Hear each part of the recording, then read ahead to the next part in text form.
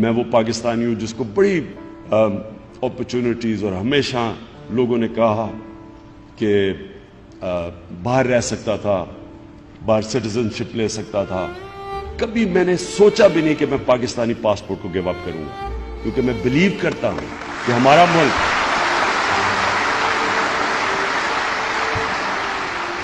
میرا پیسہ میں نے باہر کمایا، پروفیشنل کرکٹ کھیلتا تھا، سارا میرا پیسہ پاکستان میں، سب کچھ بیچ کے یہاں، کیونکہ میں نے فیصلہ کبھی بھی میرے ذہن میں یہ سوچ بھی نہیں آئی کہ پاکستان کے علاوہ میں کہیں رہوں گا. اور وہ اس لیے کہ میں پاکستان کے ساتھ بڑا ہوں. میں نے اس ملک کو اوپر جاتے دیکھا. اس ملک میں کتنے دنیا میں پیسے والے لوگ آئے، اربوں پتی آئے ہیں. تاریخ کسی کو یاد کرتی ہے؟ کتنے لوگوں کو آپ جان کرتے ہیں؟ اس ملک میں کتنے اربوں پتی آئے چلے گئے ہیں. سوئٹزرلینڈ میں ان کے بینک مر گئے، ان کے پیسے ہی سوئٹزرلینڈ میں رہ گئے. کتنے آئے ہیں؟ کوئی دنیا میں یاد کرتا ہے کسی کو؟ کتنے پرائم منسٹر آئے ہیں؟ پرائم منسٹر میں کہیں ابھی دیکھتا ہوں کہ فنکشنز کے اندر بیچاروں کو پوچھتا کوئی نہیں، کونے میں بیٹھے ہوتے ہیں، کوئی پوچھتا نہیں ہے.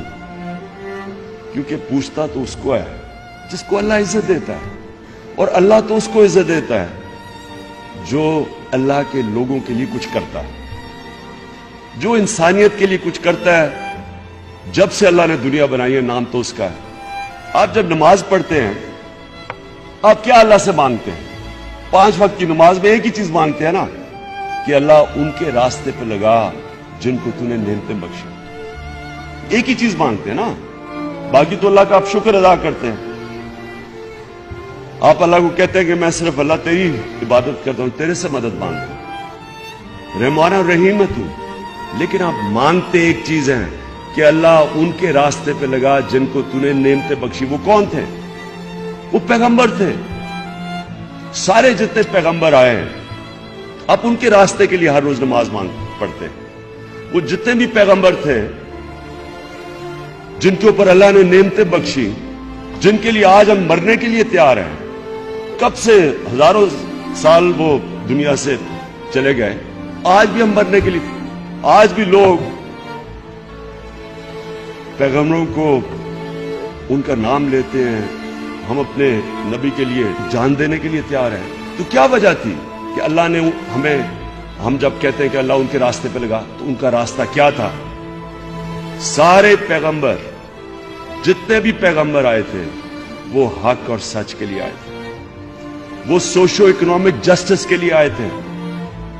حضرت موسیٰ رومن جو فرعون تھا اس کی فرعونیت کے خلاف آئے تھے، انصاف کے لیے آئے تھے. حضرت عیسیٰ کے اوپر ایک بڑی زبردست کتاب ہے، ایک رضا اسلام نے لکھی ہے، دی زیلٹ. وہ کہتے ہیں وہ فریڈم فائٹر تھے. وہ جو رومنز کی امپیریلزم تھی اور جو جوئش کلرجی تھی، جو جوئش ایلیٹ تھی، اس کے خلاف عام آدمی کے لیے کھڑے ہوئے تھے. اور ہمارے نبی مکہ کی ایلیٹ کے خلاف کھڑے ہوئے تھے.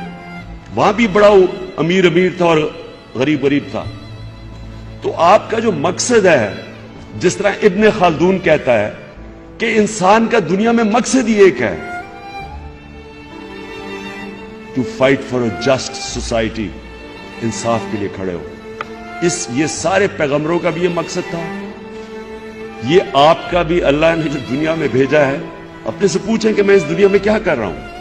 آپ دنیا میں ایک عدل اور انصاف کے نظام کے لیے آئے.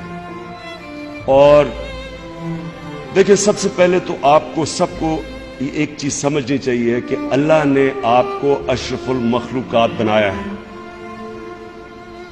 آپ کو فرشتوں سے بھی اوپر بنایا ہے. مولانا رومی کہتا ہے کہ انسان جب اپنے نفس پہ اور میں پہ قابو پا جاتا ہے تو فرشتوں سے بھی اوپر چلا جاتا ہے. لیکن جب وہ اپنی میں کا غلام بن جاتا ہے وہ جانوروں سے بھی نیچے چلا جاتا ہے. قرآن کی آیت ہے کہ جب انسان گرتا ہے جانوروں سے بھی نیچے چلا جاتا ہے. جانور تو کھا کے پیٹ بھرتا ہے، اس کے بعد وہ اس کے سامنے، شیر کے سامنے ہرن پھرتے رہے، اسے پرواہ نہیں ہوتی، کھا پیٹ بھرا ہوتا ہے اس کا. یہاں تو پیٹ ہی نہیں بھرتے جانوروں کے، کیونکہ جب انسان میں انسانیت نہ ہو وہ عقل مند جانور رہتا ہے. انسان تو انسان تب ہے کہ جب اس میں انسانیت ہو. جانور بھی آتا ہے دنیا میں, کھاتا ہے, بچے پیدا کرتا ہے اور مر جاتا ہے. تو انسان تو تب ہے جب اس کو یہ فکر ہو کہ میں کسی کو جواب دے ہوں, میں اس کسی مقصد کے لیے اس دنیا میں آیا ہوں. نہیں تو وہ بھی کھا پی کے چلا جاتا ہے. اس لیے اپنا پہلے مقام سمجھیں. آپ کو اللہ نے جو پوٹینشل دیا ہے وہ فرشتوں کو نہیں دیا. مولانا رومی کی ایک سینگ ہے کہ جب اللہ نے آپ کو پر دیے ہیں, انسانوں کو کہتا ہے, جب اللہ نے آپ کو پر دیے تو زمین پہ کیوں رینگ رہے ہو, کیڑوں کی طرح کیوں رینگ رہے ہو, جب آپ, جس طرح اقبال کہتا ہے, آپ شاہین بن سکتے. تو دیکھیں یہ بڑا ضروری ہے سمجھنا کہ انسان ایک بڑا انسان بنتا کیسے, لیڈر بنتا کیسے. اور وہ سب سے بڑی چیز یہ ہوتی ہے کہ وہ ایک بڑا انسان بڑی سوچ رکھتا ہے. جتنی آپ کی بڑی خواب اتنا بڑا انسان. اگر آپ کی سوچ ہی چھوٹی سی ہے, میں کھا پی کے چلا جاؤں گا, تو آپ اتنا ہی ہیں جتنا مرضی انٹیلیجنٹ ہو. جتنی آپ کی بڑی خواب اور ڈریم اور سوچ ہوگی ادھر ہی آپ پہنچیں گے. اب جو ڈریم بڑی ہوتی ہے وہ ہمیشہ اس آدمی کی ہوتی ہے جو اپنی میں سے باہر نکلتا ہے, جو اپنا سوچتا ہے, جو میں پہ فیصلے کرتا ہے. کتنے دنیا میں پیسے والے لوگ آئے, اربوں پتی آئے ہیں, تاریخ کسی کو یاد کرتی ہے. عمران خان کرکٹ سٹار, صرف تھوڑی سی کرکٹ کے اوپر باتیں کر کے کروڑوں روپیہ سال کا کما سکتا تھا. اس کو تو کچھ کرنے کی ضرورت نہیں تھی. اس کو کیا ضرورت پڑی تھی ہاسپٹل بنائے یا بھرا بھرا پھرے, یہ گندے گندے لوگوں سے گالیاں کھائے, کیا ضرورت تھی اس کو. کرپٹ لوگوں سے, بے شرم لوگوں سے, جو کہ کوئی ان کو فکر نہیں ہے کہ بچارے آدھی آبادی ہماری ملک کی 2 وقت کی روٹی نہیں کھا سکتی. آدھی آبادی پوری ہائٹ پہ نہیں پہنچتی کیونکہ کھانا پورا نہیں ملتا. سٹنٹڈ گروتھ ہے آدھی 50% پاکستانیوں کی. 2.5 کروڑ پاکستانی بچے اسکولوں سے باہر ہیں. انصاف نہیں ہے. تھوڑا سا طبقہ امیر ہو رہا ہے, سارا ٹیکس کس سے اکٹھا کرتے ہیں, عام عوام اپنے ٹیکس سے تھوڑے سے لوگوں کو سبسیڈائز کرتی ہے. غریب امیر کو سبسیڈائز کرتا ہے بجائے امیر سے ٹیکس لے کے عوام پہ خرچ کیا جائے. ظلم کا نظام ہے. اور یہ لوگ, تو مجھے کیا ضرورت پڑی تھی کہ ان سے ہر دوسرے دن کو برا بھلا کہوں, ان سے اٹیک کروں. مجھے تو نہیں ضرورت تھی. آرام سے میں ان سے ملوں. سارے 2-3 تو میرے فینس ہی تھے, کرکٹ کے شوقین ہوتے تھے. آپ کو پتا ہے میاں صاحب کو تو کرکٹ کیپٹن بننا چاہیے تھا, غلطی سے پرائم منسٹر بن گئے.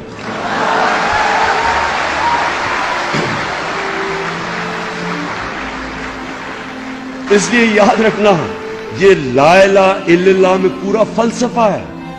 اللہ کے سوا کوئی خدا نہیں ہے. کیونکہ جب آپ کسی کو بھی, اب ہو کیا رہا ہمارے ملک میں, مغربی تہذیب. مغربی تہذیب ٹھیک ہے, لیکن اس کو اینالائز کرو. علامہ اقبال کی گریٹنس کیا تھی؟ علامہ اقبال کی جینیس یہ تھی کہ انہوں نے ویسٹرن فلاسفرز کو اسٹڈی کیا. قرآن کو وہ جانتے تھے, اسلام کے فلاسفرز کو وہ اسٹڈی کیا, مولانا رومی کو انہوں نے اسٹڈی کیا, اور پھر اوریجنل تھاٹ لے کے آئے. اوریجنل تھنکنگ تھی, اور صرف اوریجنل کی ویلیو ہے, کاپی کی کوئی ویلیو نہیں ہے. اچھے سے اچھی پینٹنگ پکاسو کی آپ کاپی کر لیں, اس کی کوئی ویلیو نہیں ہے.